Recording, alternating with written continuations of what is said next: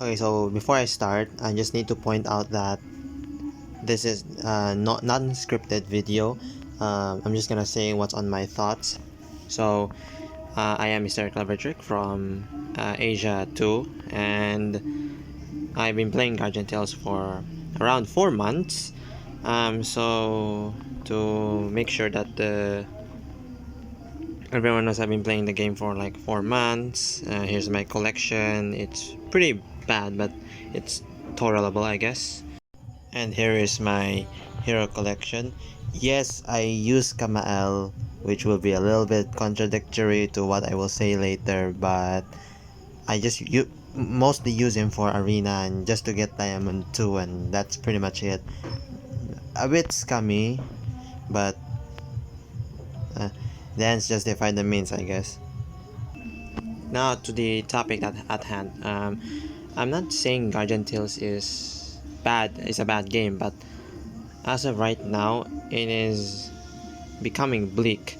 I mean, yes, there are things to do like Colosseum, like guild events, Camazone, like if you can tolerate it, Arena, Master Arena. But if we're talking about climbing ranks, it can be very discouraging, especially if you're playing with, especially to a more casual player than me that is using a weird comp with not min-maxed accessories, wearing probably a different weapon because they're unlucky, and if they're going to fight against newer units because some of the older units are power crept. Since the investment to build a character is almost the same as anyone else, the problem is that there are just some characters that are way better than others.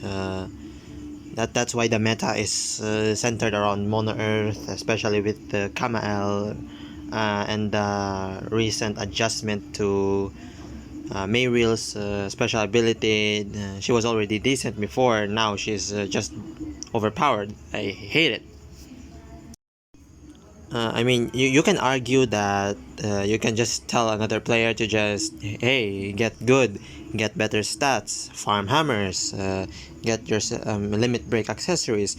However, that does take quite some time, especially if you're free to play, and even more longer if you're just a casual player and not min-maxing your resources.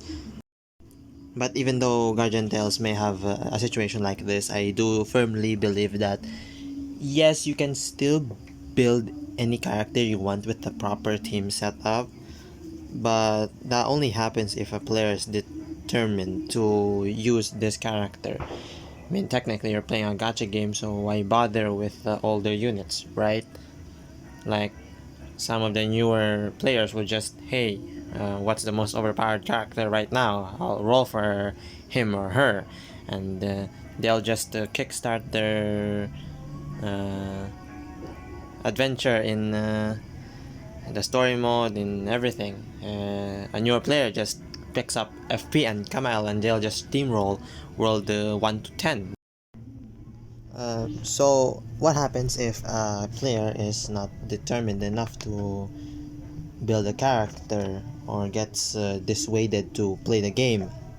Like for example, I have actually invited my friends to play the game.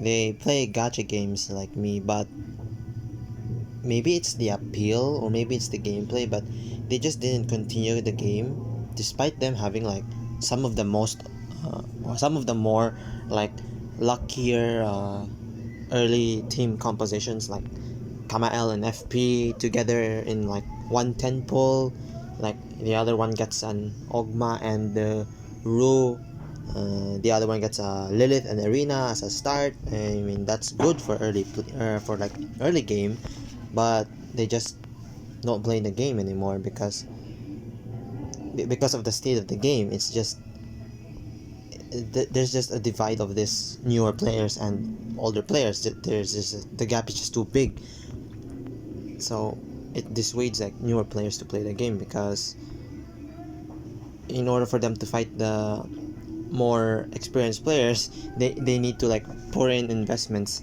that is similar to those that they are facing, and which can take a little bit of more time than they want, because some of them just play the game casually. So if someone's determined to play the game, well, congratulations, Guardian Tales just basically has another player to the player base.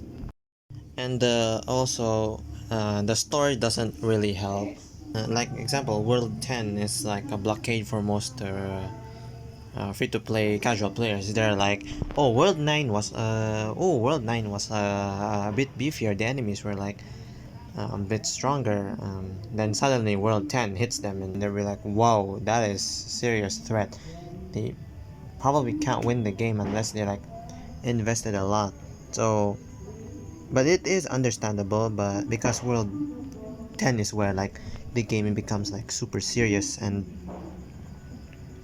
but the difficulty just dissuades them to play the game, because it's gonna take like, let's be real, it's gonna probably take them a month to like a month or 2 weeks to 1 month, depending on how they play, to actually pass through the harvester, aka the blockade in World 10. There's also this problem in which like, this is also the part where I said earlier about the distinction between the casual players and the hardcore players. So like for example, if so there were like people who complained like how World 10, World 11 are like so hard, so they World 11 was like so hard, so they like nerfed the boss fight. They gave more revives. They, if I remember correctly, they also like changed the positioning and the positioning of the enemies that spawned, reducing the difficulty. But the hardcore players were like, no, don't change this, because that they just need to get good, and that's the problem. It just creates problems for the developers on how to create the game, because they don't really know who to appeal. Well, not really, despite I mean, they do want to like lean on the hardcore players, as evidenced by the very first release of like World 11, which was like every time you die versus the final boss, you'd go back to the start. But now it's and every phase. So World 12 and World 13 were like sort of nerfed to appeal to the casual players. That's why some of the hardcore players will actually like questioning the direction of the game. Wait, that's it? That's World 13? I mean it's okay, I guess, but the distinction is still there. So I'm just hoping that World 14 and the future contents of the game will be a bit more endearing for both sides. But regardless, Guardian Tales is still a very wonderful game, but now it is obviously experiencing some glaring problems that would very much affect the game in the long run, if they are not like solved first.